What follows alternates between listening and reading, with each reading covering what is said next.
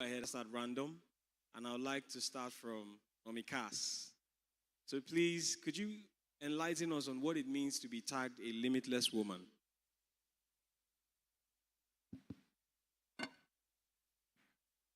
Thank you so much. That's a beautiful question. Thank you. First of all, I would like to acknowledge the fantastic Amazons that I have here with me. It's wonderful what you do. Well done. And thank you for lighting the light for other sisters. Thank you, Daniel. This is visionary. You're just like the prophet. Well done to you and your team. Thank you. When the vision prophet, Mr. Not Isewu, he said he's Isiwa. Yes. Isiwu. He talked about mind shifting. And our constraints, for me, I find that I casually tell people I'm a warrior princess. And people think that that is aggression. But that's a mentality. As a woman, we have I won't call it natural, but we seem to have a natural disadvantage. Interestingly, that which seems to be a disadvantage is actually, and using that, harnessing it and using it to conquer the earth. We've been told to be fruitful and multiply. And that applies to everyone. It's unisex. So, conquering the mind and understanding that the word opportunity and the word obstacle are the very same thing. For a lot of us, when we hear those, after all, there are times we have passed up good opportunities in our lives. Isn't that a hindrance? And there are times that we have been presented with obstacles that we have surmounted. Isn't that a beautiful thing? So everything that we come across is a mind-filled battle. And we decide how we are going to look at it and how we're going to attend to it. So I would say that being limitless is understanding the power that we've been given, understanding that that disadvantage is actually our advantage, harnessing it, understanding that our potential is great and it lies within, and only you can unlock it. Understanding that there are no opportunities, there are no obstacles, there is only set. You add that womanhood is an unending circle of life. It's from one woman to another. Even God cannot do without the woman. Because when everything looked as though it was over at the garden, God still chose another woman to fulfill his purpose. So the woman must know, or as a woman, you must know that you're limitless. These are limitless. Of an insecure man. That is not feminism. That is an assertion. Knowing who you are, understanding your placement in life, and utilizing that placement. God has created us so, and the world. And I have a special question for you, Mommy Ogoza. How have you dealt with moments of self-doubt, or what we call the imposter syndrome? Because I know we always have that phase in our lives where you even doubt what you have, majorly because of how you came into the world. By default, you are subjected. And what advice would you give to so many women that are here facing such a similar challenge? The imposter syndrome and self-doubt. I mentioned it earlier. How have I dealt with it? First of all, know that you're going to have times of self-doubt. For me, it's an indicator that you're on course. You have to have times or seasons of appraisal, self-appraisal. And so self-doubt is one of those things that makes you assess yourself. Because you're going to have to weigh it. Am I? Can I? Is it? Right? How have I dealt with it? Remembering, intentionality, remembering the times I have overcome such situations in the past. Knowing also that for me to even have it as an idea, I carry the potential. Knowing again that I am doubting because I might be the one to set the pace. I might be the one to do that thing that hasn't been done before in that area. And that's why I'm doubting, because I don't have an example to look at. And so for me, that becomes a positive thing. For me, that becomes I'm an innovator, which is unique. That both to male and female is, you see, one of my keywords is authenticity. Be you. Everyone else is taken, and no one else is like you. I have a community, and one of the things I tell them is, there is none like you, as none could ever be so good. So know that that thing that is attacking you by bringing doubt is just an attack on that great potential and future that you carry. Thank you. Thank you very much. Please celebrate her. You know, in a very few lines, I would like Ms. Walker and Yinu to touch on the aspect of the corporate world.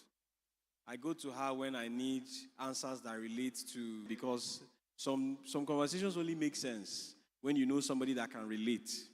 So my main question is, how do you navigate often demanding balances between personal life, business, and your...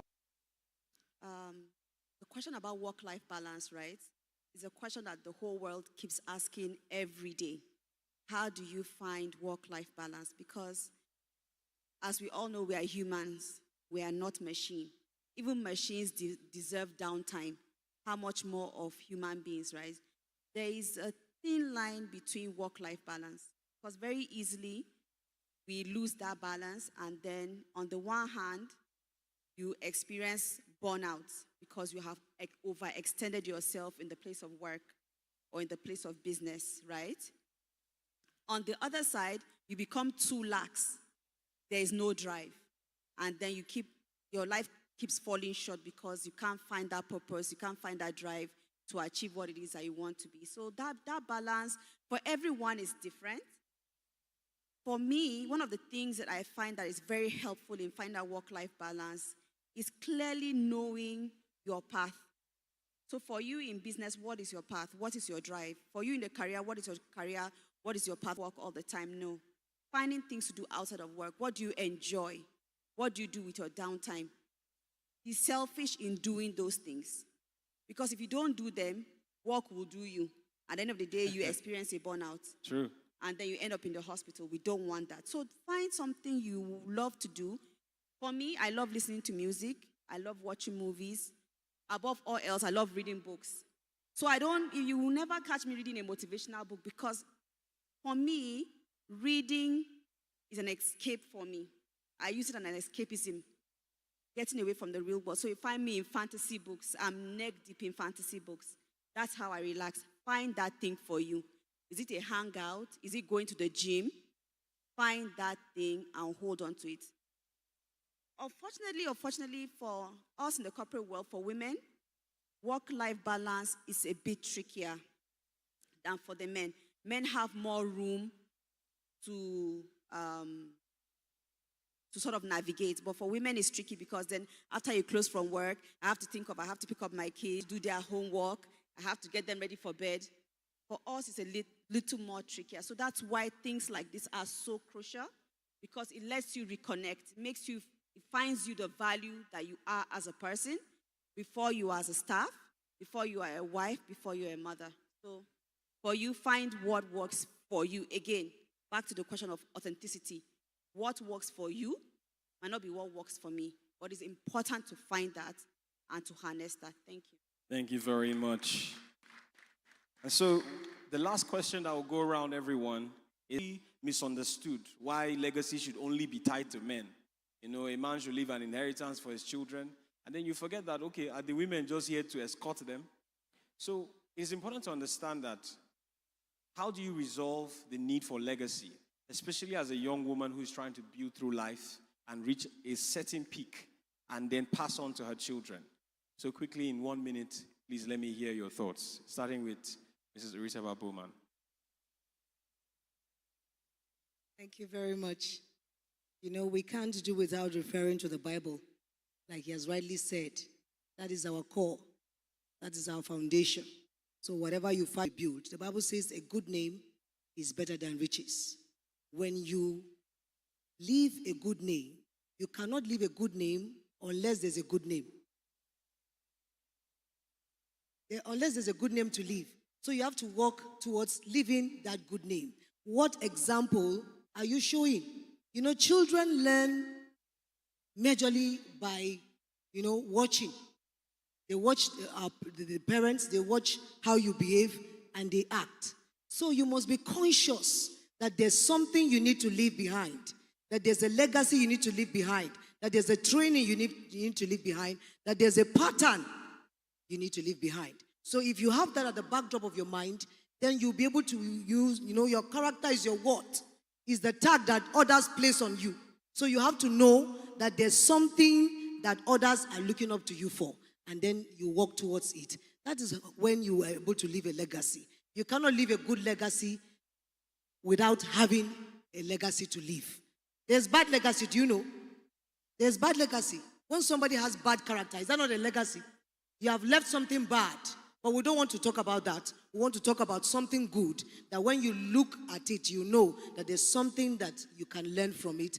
And I pray that the Lord will help us to leave good legacies in Jesus' name.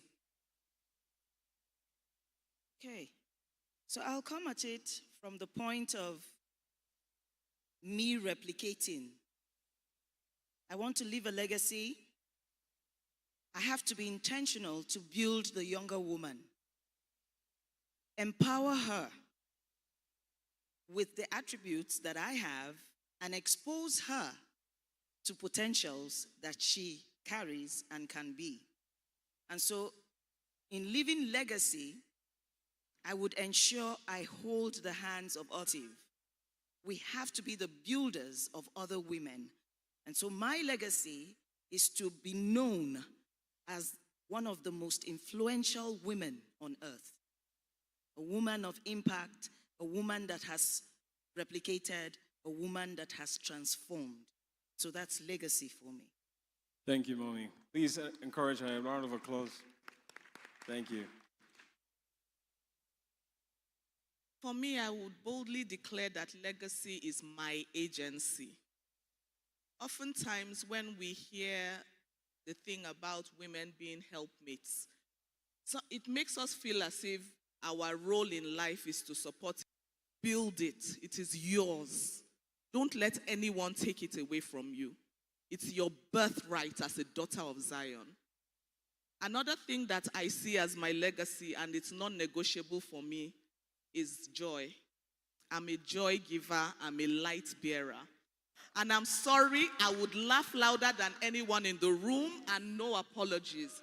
Because the joy God has given me, I have once been given a query in my bank job because I was too happy. An auditor said, she's in banking, why is she happy? I must give her a query before I leave this place. So when I discovered that, I recognized that, you see this thing God has given you, hold on to it. And we all have that thing God has given you. So remember, your legacy is your agency. Discover it, hold on to it, and don't let go. Thank you. Thank you very much. Well said. My co-panelists have said a lot, but let me leave you with these words, right? Your legacy can be being a role model to not only younger women, but to your daughters. Teach them that the glass ceiling can be broken.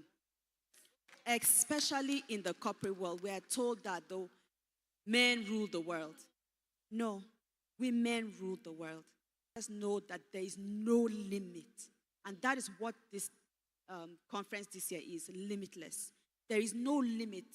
As long as you can envision it, you can achieve it. It doesn't matter how many times you have to be down, rise again. Who thought that America would have a black president? Now Barack is history. We are facing a world of possible Kamala. Whoever thought that? But that is because somebody has told her that that glass ceiling can be broken. So for every young girl, for every young woman whether you're even our mothers, it's never too late to break the glass ceiling, and you can do it. So I want to leave you with this encouragement tonight. Thank you. Thank you all very much. Please, a round of applause. If possible, a standing ovation for the Amazons in the house. Please encourage them. Thank you. Thank you. Keep clapping, keep clapping.